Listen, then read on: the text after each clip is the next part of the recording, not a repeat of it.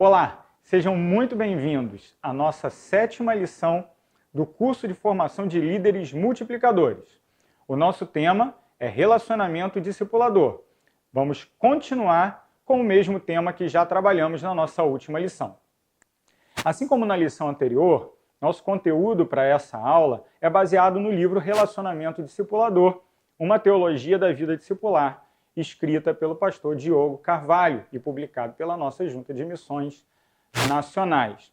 Fica para você novamente a sugestão dessa leitura, é um material realmente que vale a pena você conhecer. Assim como fizemos na lição passada, e assim tem sido em todo o curso, eu quero convidar você agora a fazer uma tarefa, uma atividade. No seu caderno de atividades, você vai encontrar esse desafio. Qual a sua maior dificuldade para fazer discípulos? Qual a sua maior dificuldade para fazer discípulos? Lembrando que os princípios para fazer discípulos estão em Mateus 28, nos versos 18 a 20.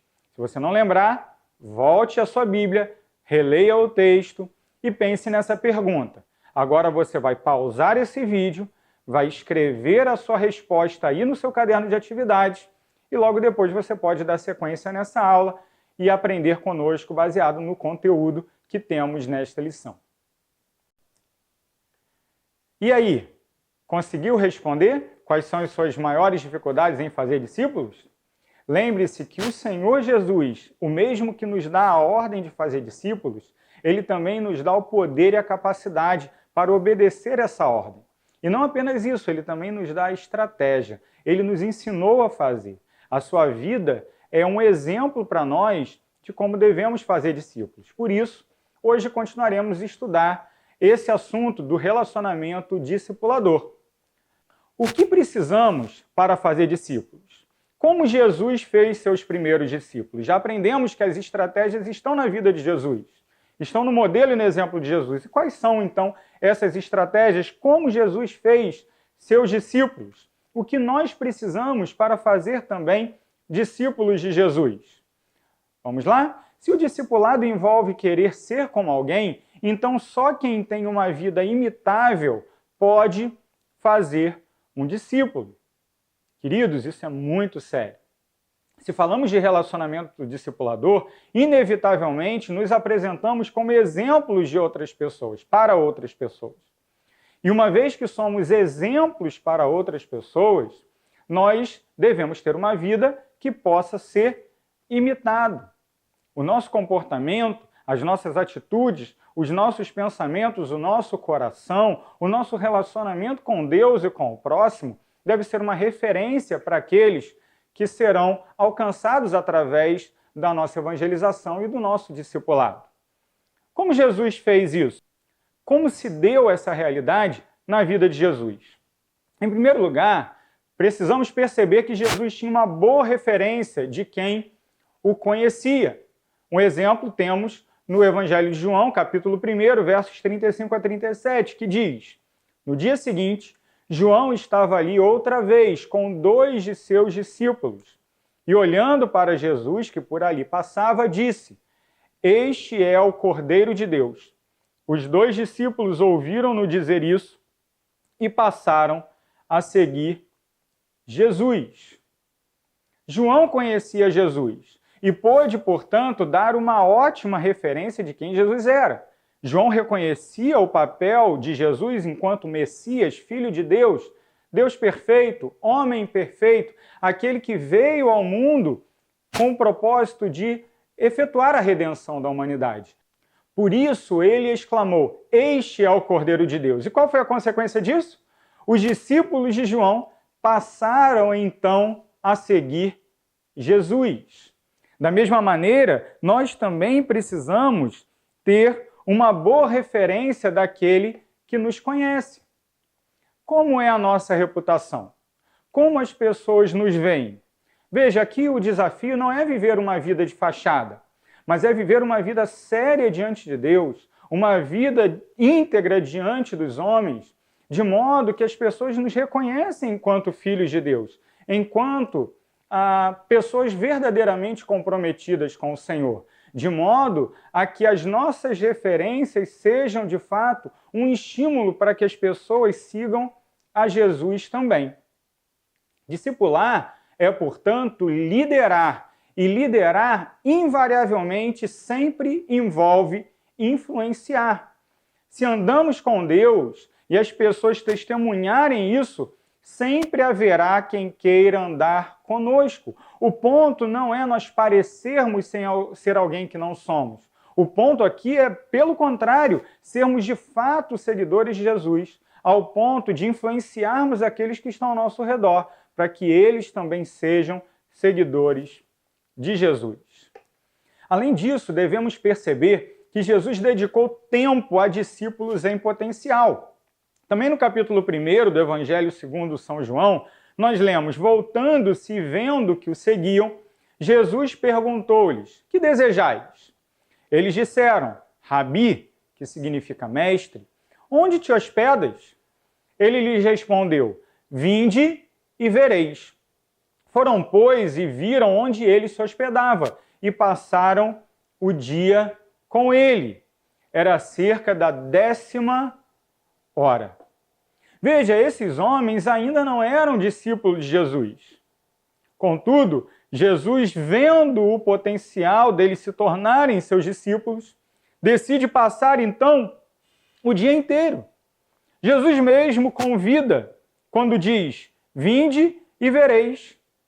Eles queriam saber onde você está residindo, onde você está se hospedando. E Jesus diz: pode vir comigo, vocês vão ver onde é. E ali o Senhor passa o dia inteiro com eles. Isso significa que Jesus não considerou esse tempo com esses homens um tempo perdido. Pelo contrário, Jesus valorizou esse tempo, uma vez que percebeu nesses homens o potencial de se tornarem seus discípulos. Hoje, eu e você, com o propósito de estabelecermos relacionamentos discipuladores, não podemos nos esquecer de orar e também de observar. Quando o nosso jeito de ser causa impacto nas pessoas em redor, discípulos em potencial estarão por perto.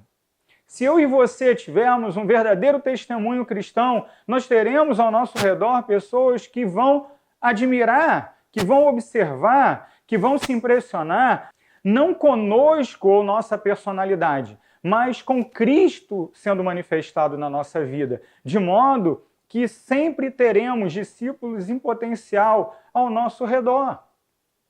Na lição passada, fomos desafiados a orar por 5 pessoas. Todo membro de um PGM, de um pequeno grupo multiplicador, é desafiado constantemente a orar por pessoas que poderão se tornar servas de Jesus, discípulos do Senhor Jesus. Meus irmãos queridos, devemos compreender então que essas pessoas já estão ao nosso redor. Devemos sim orar, mas também ficar de olhos abertos. Devemos estar atentos, porque os discípulos em potencial estão ao nosso redor e eles não são causa de perdermos tempo, muito pelo contrário. O tempo que passamos com essas pessoas é investimento. Valorizemos então esse tempo, dediquemos tempo, observemos, enquanto oramos, os discípulos em potencial ao nosso redor. Terceiro ponto, terceira característica que percebemos na atitude de Jesus é que Jesus tinha uma mensagem que aguçava a vontade de buscar a Deus. A mensagem de Jesus sempre exigia uma resposta, e até hoje é assim. O verdadeiro evangelho, quando pregado, ele sempre leva o homem a uma resposta. Nem sempre é a resposta positiva, acompanhada do arrependimento e da fé. Muitas vezes é uma resposta até agressiva, de rejeição. Contudo, ninguém permanece na inércia diante do Evangelho, porque o Evangelho é poder de Deus para a salvação de todo aquele que crê. E aquele que não crê, ele já está condenado. Jesus nos dá o exemplo ali em Mateus capítulo 4, onde lemos: desde então começou Jesus a pregar: arrependei-vos, porque é chegado o reino dos céus. Jesus andando junto ao mar da Galileia, viu a 2 irmãos, Simão e André, os quais lançavam as redes ao mar. E disse-lhes: vinde após mim, e eu vos farei pescadores de homens. A mensagem de Jesus sempre gerou e sempre gerará impacto. E ela sempre exige do homem uma resposta. E essa resposta deve ser dada. E ela é dada mesmo que a pessoa que recebe a mensagem do Evangelho não perceba.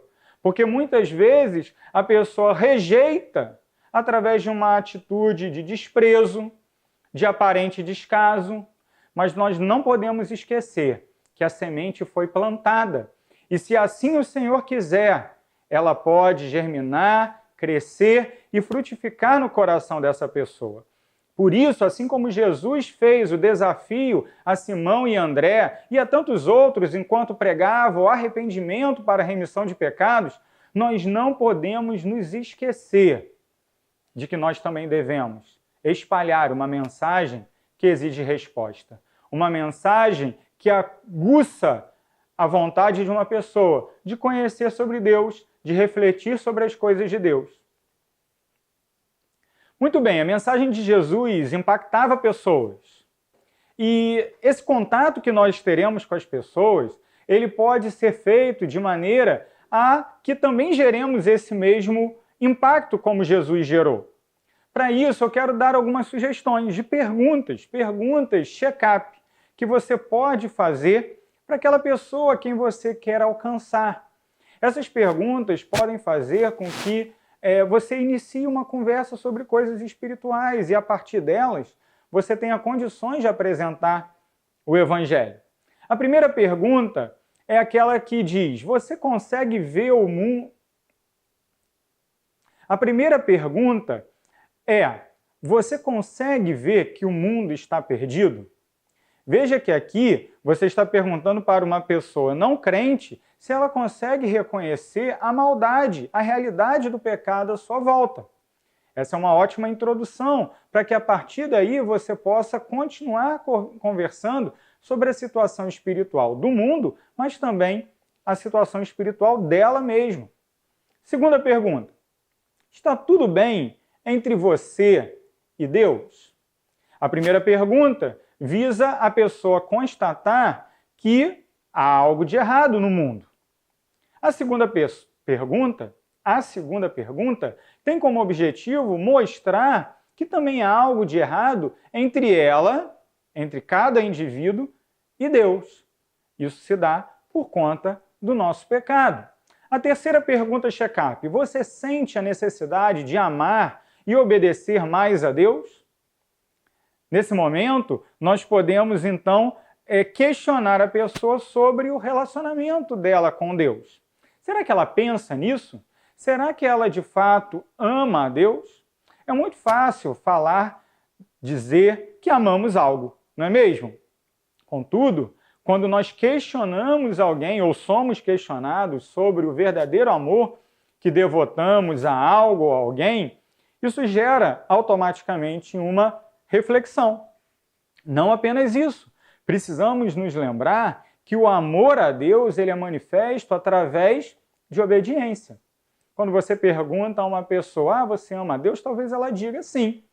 E você obedece a Deus? E aí o pensamento começa a crescer e a aumentar, e a reflexão ela ganha contornos um pouco mais profundos. Quarta pergunta: você estaria pronto para se encontrar com Deus e prestar contas? Olha que coisa interessante.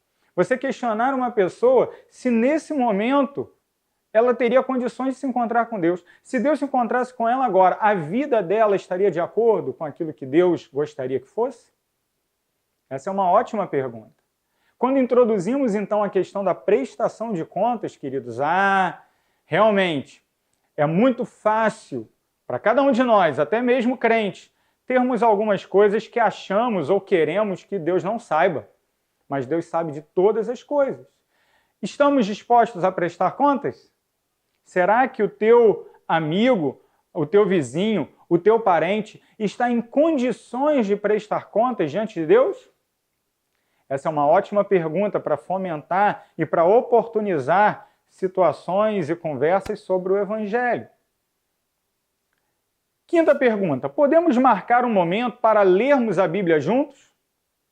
Veja, todas as perguntas anteriores foi para que o seu amigo tivesse alguma reflexão sobre as coisas espirituais.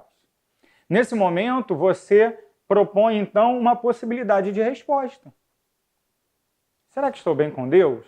Será que eu teria condições de prestar contas a Deus? Será que, se Deus me encontrasse agora, eu estaria em condições? Eu estou afastado de Deus, o mundo está afastado de Deus, e agora o que eu faço? A Bíblia tem as respostas. Veja que não é eu tenho as respostas, não é eu sei e você não sabe, não. Nós poderíamos sentar um momento e olhar a Bíblia juntos, ler a Bíblia juntos. Uma ótima pergunta e, com certeza, se a resposta for positiva, você poderá apresentar o Evangelho a essa pessoa. A última pergunta que propomos aqui, gostaria de ouvir um pouco sobre a Palavra de Deus? Talvez a pessoa não tenha uma agenda, um momento, uma oportunidade de sentar com você para estudar a Bíblia. Nunca se esqueça, a Bíblia é a Palavra de Deus. Quando falamos dela, quando apresentamos o seu conteúdo para alguém, é Deus falando com essa pessoa. Portanto, não desperdice essa chance. Talvez você não tenha uma outra oportunidade com essa pessoa, mas nesse momento você tem a oportunidade de apresentar as verdades de Deus conforme reveladas na sua palavra. Nosso quarto ponto aqui diz que Jesus entrou no mundo dos seus discípulos em potencial e os abençoou lá. Jesus entrou no mundo dos seus discípulos em potencial e lá ele os abençoou. Veja o que diz o Evangelho segundo Lucas, no capítulo 5, versos de 1 a 11. Diz assim: certa vez, às margens do lago de Genezaré, quando a multidão se comprimia junto a Jesus para ouvir a palavra de Deus, ele viu 2 barcos junto à praia. Entrando ele num dos barcos, pediu-lhe a Simão que o afastassem um pouco, e sentando-se do barco, ensinava as multidões. Quando acabou de falar, disse a Simão: lançai as vossas redes para a pesca. Simão disse: mestre, trabalhamos a noite toda e nada pescamos, mas por causa da tua palavra lançarei as redes. Feito isso, apanharam uma grande quantidade de peixes, tantos que as redes começaram a se romper. Acenaram então aos companheiros para virem ajudá-los. Eles foram e encheram ambos os barcos. Ao ver isso, Simão Pedro prostrou-se aos pés de Jesus, dizendo: afasta-te de mim, Senhor, porque sou um homem pecador. Jesus disse a Simão: não temas, de agora em diante serás pescador de homens. Queridos, nós poderíamos falar muito sobre essa passagem. São trechos selecionados de Lucas, capítulo 5, versos 1 até 11. Mas é muito interessante aqui nessa passagem nós percebemos, sobretudo, onde tudo isso acontece. Onde essa manifestação maravilhosa do poder de Jesus acontece.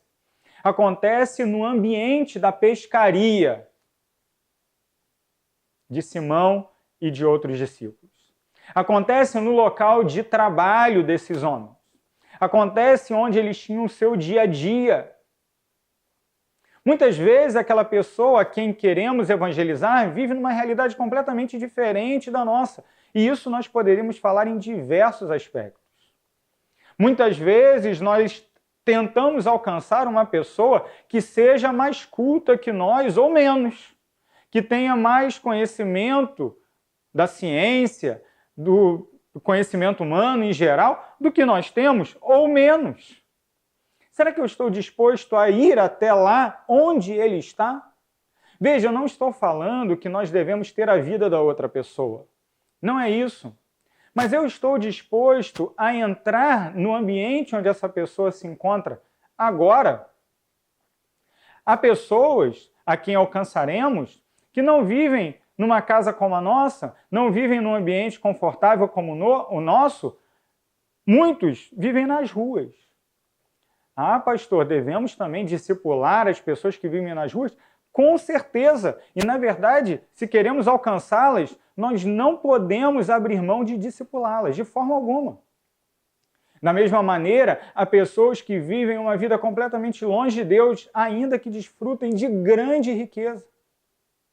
Nós devemos entender que o nosso papel é abençoar aquelas pessoas no ambiente onde elas estão, no mundo onde elas vivem. Jesus foi até o barco. Jesus foi até o mar. Jesus observou esses homens fazendo o seu trabalho, lançando suas redes, recebendo como resposta daquele dia pesado de trabalho um resultado terrível. Não pescaram nada. E Jesus diz, vamos lá, volta para o barco, lança novamente a rede. E ali Jesus os abençoou. Por quê? Porque Jesus estava com eles. E a companhia de Jesus fez toda a diferença no resultado da pescaria desses homens. Tanto que o poder dele foi manifesto, os seus discípulos perceberam, Simão percebe de forma muito clara, lemos no texto, ao ponto de dizer, eu não posso ficar perto de você, Jesus, porque eu sou pecador. Interessante isso. Ao manifestarmos o poder de Deus, automaticamente o homem se vê como de fato ele é. Simão se viu pecador, mas Jesus disse a ele, não temas, porque antes você pescava peixes, agora você é chamado a ser pescador de homens. Você, que acabou de se reconhecer pecador, você mesmo, agora você será um seguidor meu, e ao meu lado você aprenderá a ser um pescador de homens. Foi isso que Jesus disse para ele, ali no seu local de trabalho.